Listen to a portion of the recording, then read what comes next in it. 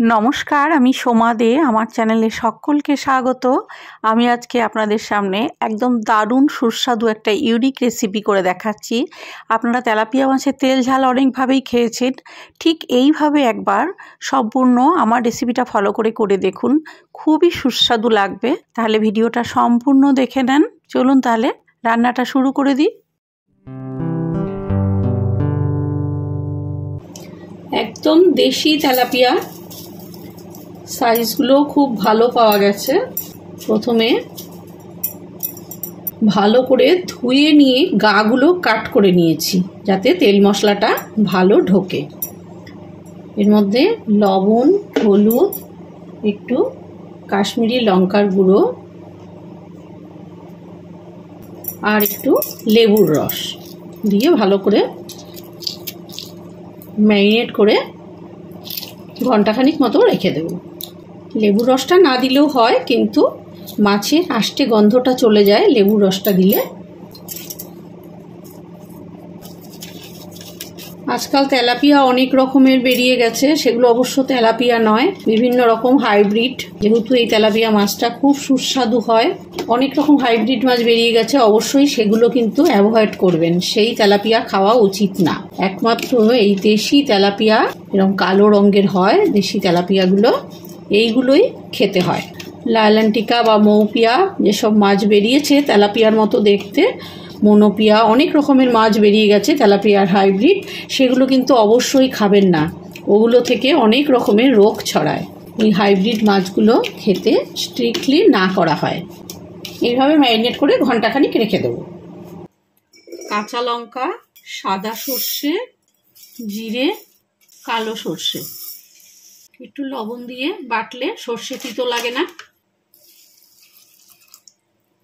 এটাকে বেটে নিচ্ছি।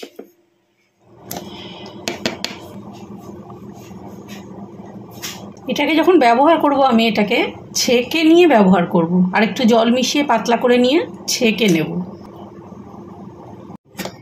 এখানে ছোট সাইজের দুটো পেঁয়াজ বেটে নিয়েছি মিক্সির সাহায্যে। খানিকটা ঘোরানোর পরে এর মধ্যে দুটো টমেটো দিয়ে দিলাম আর একটু ধনেপাতা। টমেটো, পেঁয়াজ আর ধনেপাতা একসাথে করে পেস্ট করে নিলাম।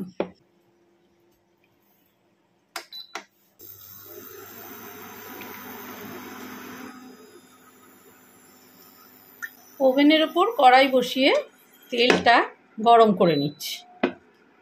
তেলটা খুব ভালো মতো গরম হয়ে গেছে, মাছগুলো এক এক করে ছেড়ে দিচ্ছি।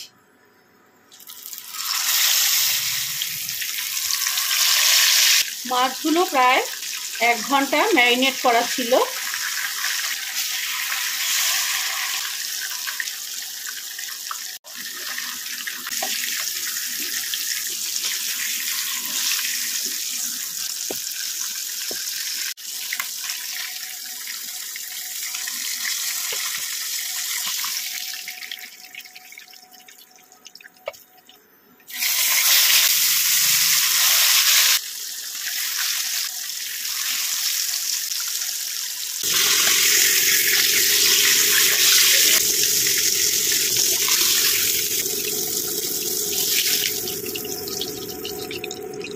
সব মাছগুলো ভেজে নিলাম। এই তেলের মধ্যে একটু কালো জিরে ফোড়ন দিলাম।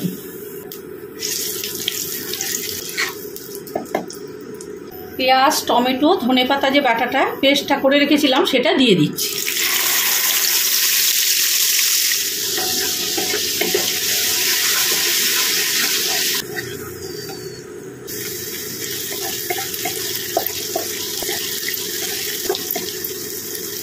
মশলার কাঁচা গন্ধটা যখন ভালো মতো চলে যাবে তখন এর মধ্যে সর্ষে, জিরে আর লঙ্কা যে একসাথে করে বেটে রেখেছিলাম সেই বাটাটা ছেঁকে দিয়ে দিচ্ছি।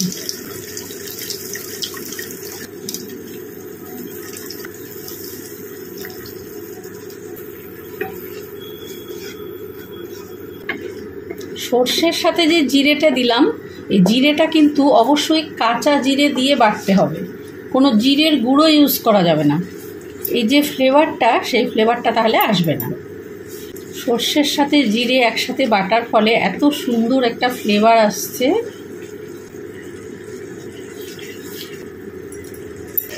কাশ্মীরি লঙ্কার গুঁড়ো দিলাম হাফ চামচের একটু বেশি বেশি।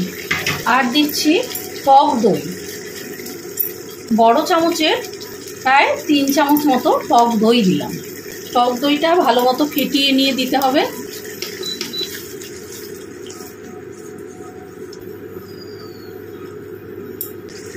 লবণ ছোট চামচের 1 চামচ, হলুদ ছোট চামচের হাফ চামচ,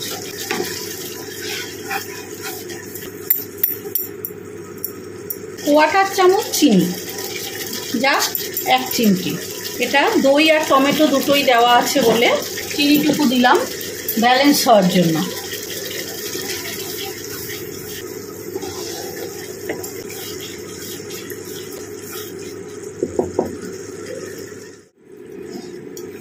ফ্লেমটা লোতে দিয়ে প্রায় 3-4 মিনিট মশলাটা কষিয়ে নিলাম।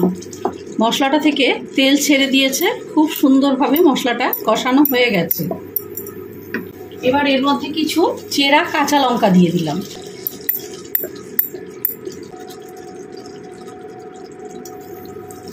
লঙ্কার ফ্লেভারটা ধরার জন্য 2 মিনিট অপেক্ষা করছি। লঙ্কাটা ভালো মতো এর সাথে কষানো হয়ে গেলে আর 2 মিনিট পরে আমি এর মধ্যে জল মিশিয়ে দেব।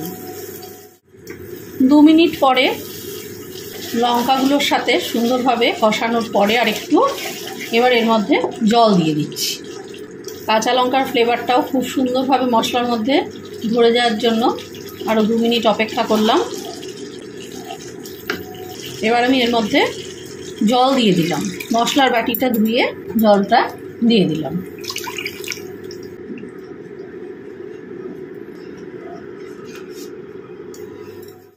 ঝোলটা ফুটে উঠেছে, এবার আমি এর মধ্যে মাছগুলো ছেড়ে দিচ্ছি।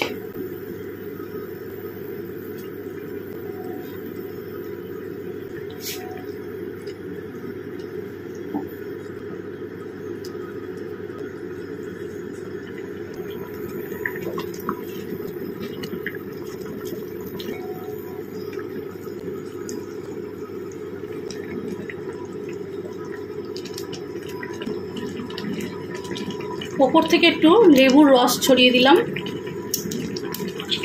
এটা অপশনাল, আপনারা দিতেও পারেন নাও দিতে পারেন। আর একদম ফ্রেশ ধনেপাতা।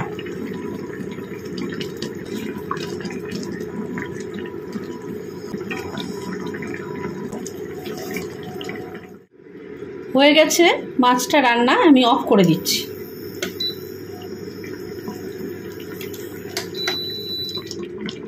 কেমন লাগলো তেলাপিয়ার এই রেসিপিটা? নিশ্চয়ই খুব ভালো লাগলো।